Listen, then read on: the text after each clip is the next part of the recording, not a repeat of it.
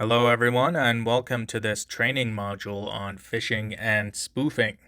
Now, these are common tactics that cybercriminals will use to deceive and manipulate you into giving sensitive information. They exploit what is often the most vulnerable aspect of any organization, and that is the human factor. They exploit human trust and behaviors. These are social engineering attacks, and we're going to go into more detail. All right, let's talk about phishing.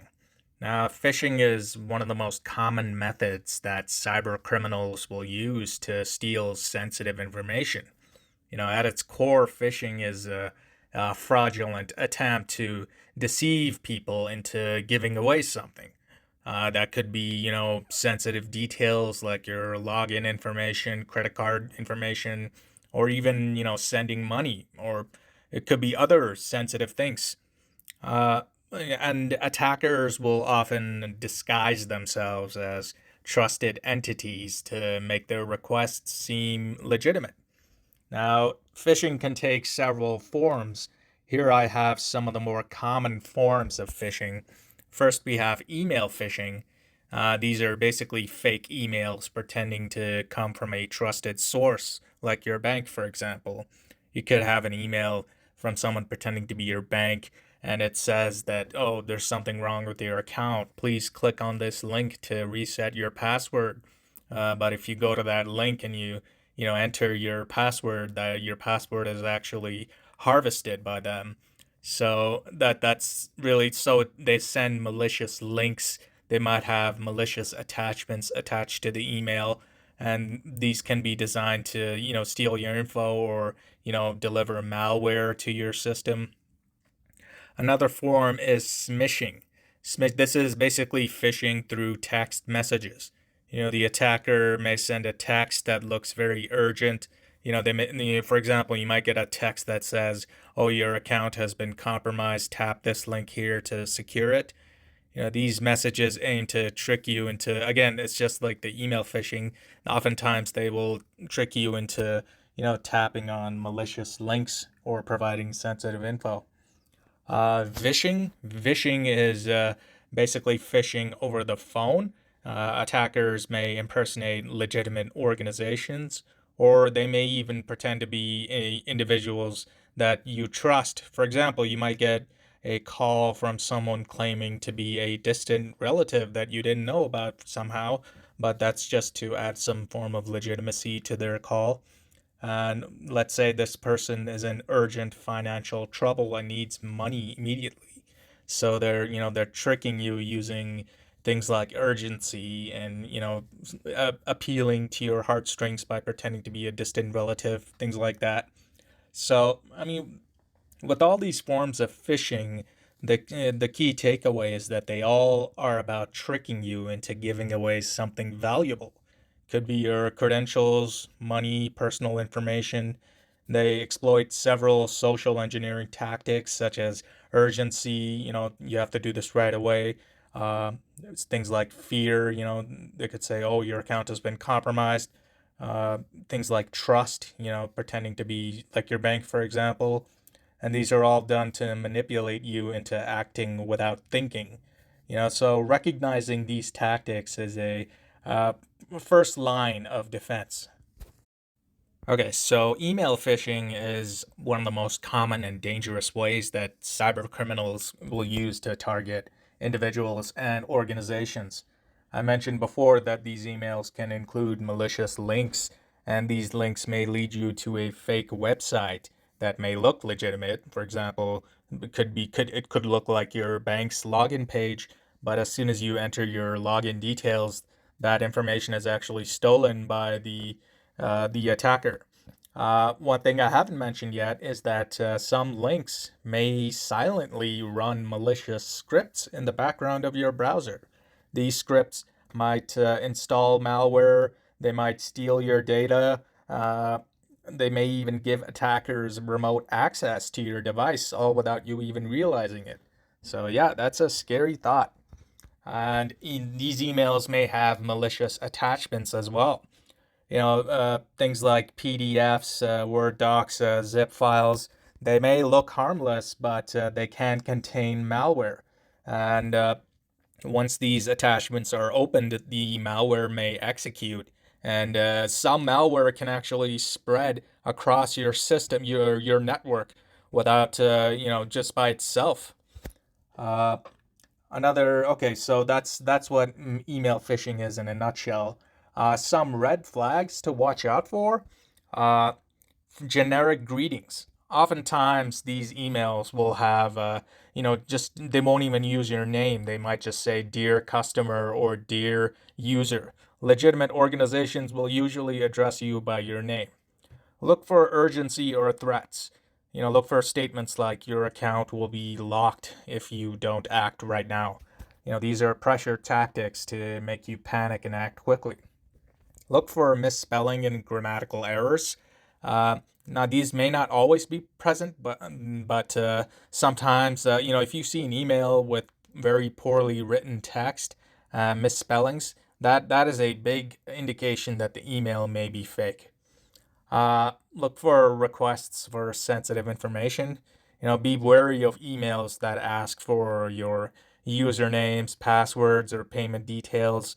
Legitimate organizations will rarely request such information via email. Uh, I mentioned the suspicious links and attachments before, but for links, try hovering over the link without clicking on it, to see where it might lead. That's if the link that you see while you're hovering over it is different from what the link says it is, then that's a red flag. And don't open attachments from unknown or unexpected sources.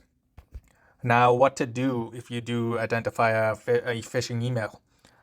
First of all, verify the sender's email domain. Check if the sender's email matches the official domain. For example, support at paypal.com, that's legitimate. But support at PayPal, but in this case, the L is actually a one. One character is different, and that's a common tactic, just changing one letter, and a lot of people won't even notice it. Uh, so that's something to look out for. Uh, Verify the sender's identity. Contact the organization directly through their official website or customer support line to confirm the email's legitimacy. Don't use the contact information that the email itself has. Look for the official website of that supposed organization. Hover over links before clicking on them. Then that helps you see if it's a scam. And report any suspicious emails that you see to IT or any or the appropriate authorities that your organization has set out for you. Okay, so I mentioned previously that the links and attachments in email phishing could infect your system with malware. So let's quickly talk about some of the signs of malware. Unusual system behavior. So things like your computer suddenly slowing down, freezing, or crashing, programs opening and closing on their own, or maybe you notice new applications that you didn't even install. Unexpected pop-up ads. So random ads, warnings, or error messages that seem suspicious or unusual. These pop-up ads may urge you to click on links or download files. Never do that. Uh, Changes to files or software. So files that are, renamed, deleted, or inaccessible. You might also notice unauthorized changes like default settings being altered or software updates you didn't initiate. Uh, just a note, if your files are encrypted and you suddenly get a pop-up message saying that, oh, your files are locked, we're only going to give you the decryption key to make them accessible if you pay us in cryptocurrency. That's a pretty high likelihood of being something called ransomware. That's just a note. Strange network activity. So if your device seems to be sending or receiving a lot of data unexpectedly, it could be a sign of malware. Uh, from a practical perspective, you might notice that your connection on your browser is unusually slow. You know, even if you're not streaming or downloading something. Increase system heat or noise. If your fans are running loudly on your device and it feels unusually warm even when idle, it could indicate that malware is running processes in the background and consuming system resources. So if you do notice these signs, what should you do? First of all, disconnect your device from the network. Turn off Wi-Fi, unplug your Ethernet cable, because this can stop malware from spreading to other systems in your network. Uh, don't shut down your computer though.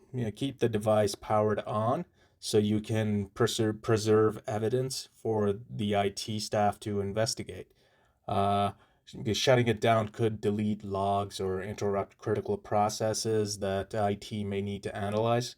But make sure that you notify IT, contact them, and ask for further instructions.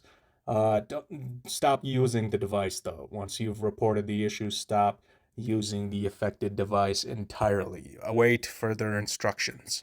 All right, let's talk about vishing. Vishing is basically phishing using phone calls. The attackers will often pretend to be someone trustworthy, like for someone from your bank, and they'll use psychological tactics to pressure you into making a mistake. So some of the red flags to watch out for are the caller demanding immediate action or payment. Scammers will often create some sense of urgency or fear to manipulate you.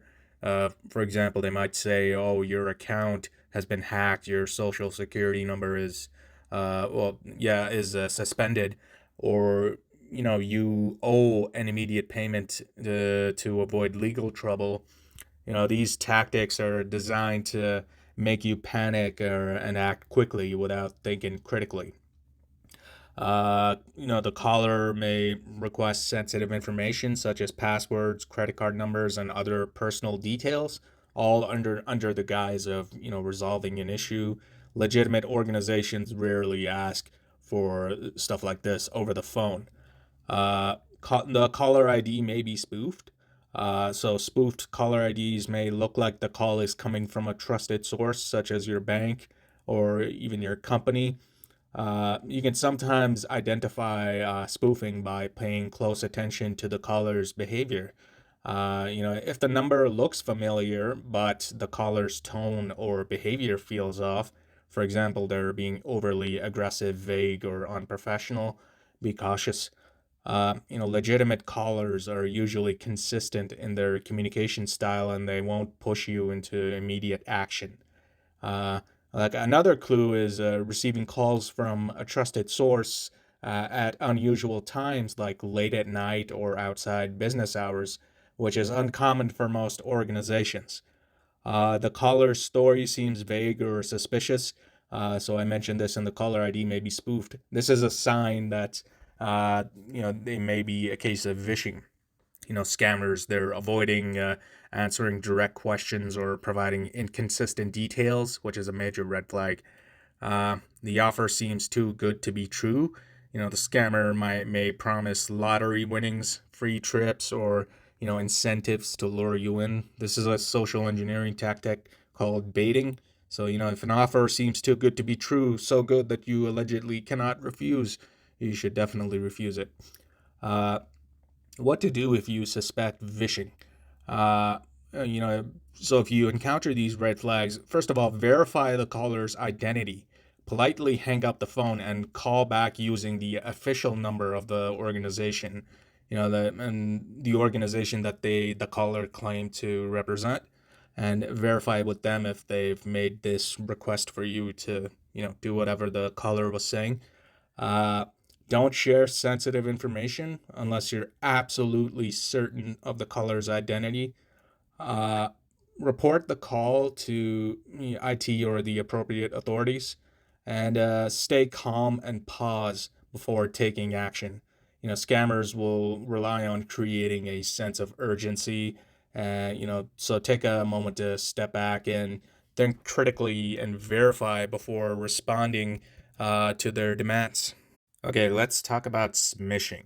Smishing is a type of phishing attack that's delivered to you via text messages. Some of the red flags: watch out for generic greetings that don't even say your name. Look for grammatical errors and misspellings. These are telltale signs of a fraudulent message. Be cautious of messages that use urgent or alarming language, to try and because they're trying to create a sense of panic, so you do what they want without thinking. Uh, Watch out for suspicious links, especially if they prompt you to click on them for more information. Uh, Another indicator is when a message claims to be from a trusted source, but it comes from a number you don't even recognize. Finally, avoid interacting with messages that request sensitive information like financial details, login credentials.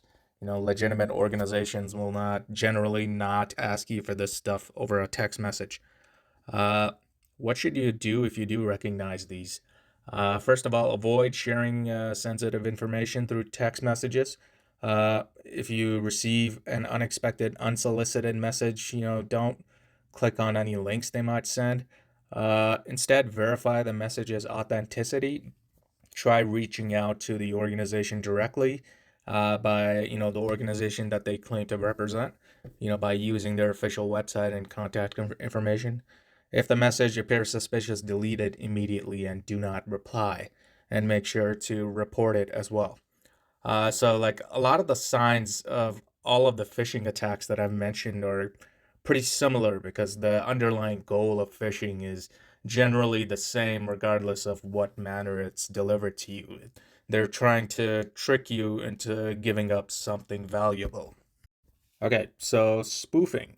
Uh, I mentioned this. I mentioned in the previous phishing examples. Oftentimes, the attacker pretends to be a trusted entity, and that's essentially what spoofing is. Spoofing is them disguising themselves as, to make it appear as if there's someone you can trust. Examples of spoofing: email spoofing.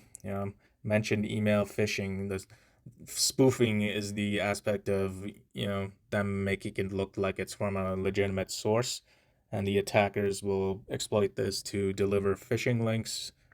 uh, Caller ID spoofing: so the attackers may manipulate the phone number that appears on your caller ID to make it seem like it's coming from a trusted source. This is often combined with phishing attempts over the phone. Website spoofing. So the attacker creates fake websites that look nearly identical to legitimate ones, such as a bank. And with email phishing, for example, the links that they send often lead to a spoofed website where any information you enter is harvested. Social media spoofing: so this can involve someone creating fake social media profiles to impersonate someone that you trust, such as a coworker, a friend. Um, the attackers may send messages pretending to be your colleague, request sensitive information or to give money. They often use fake company accounts. I mentioned earlier in the phishing email section. For example, an email might come from a source where the domain name is one character different than the actual domain name to make it look like it's similar. And in terms of social media accounts as well, the spelling of their name may have one character different. Uh, Social media is, I mean, this type of spoofing is pretty dangerous because it leverages the trust that people place in their connections on social media platforms. Text message spoofing, mentioned smishing earlier. This is when attackers send fraudulent text messages that appear to be coming from trusted organizations. How to identify spoofing: inconsistent details. Pay close attention to small inconsistencies in email addresses, phone numbers, URLs, social media profiles. For example, a fake social media account may have a slight spelling error in the username, or their posts may lack professional details, professional language. Unexpected requests: Be cautious of any message that or call that asks for sensitive information or urges immediate action. Legitimate organizations won't ask for passwords, payment details through unsolicited social media or email messages. Poor grammar or formatting. So many spoofing messages, including social media posts or direct messages, they may lack professionalism, contain typos or strange formatting. Unrealistic claims. If they make a claim, an offer that sounds too good, uh, then yeah, that's another one of their baiting tactics. What to do if you suspect spoofing? Verify the source. I mean, a lot of these are similar to what I've already said for phishing. Verify the source, call the official contact number, uh, avoid clicking any links they might share, don't share sensitive info, and report any suspicious activity. Okay, let's look at an example of a phishing email. Now, this example is a bit trickier to identify than other phishing emails because it's mimicking a legitimate company. It's spoofing a legitimate company, LastPass. It uses a professional branding and formatting. However, if we look closely, there are some red flags that reveal that this is a fraudulent message not from LastPass. First of all, look at the sender's email address. It says LastPass at secure-monitor.com. Even though it has the words LastPass in it, the domain secure-monitor.com is not an official LastPass domain.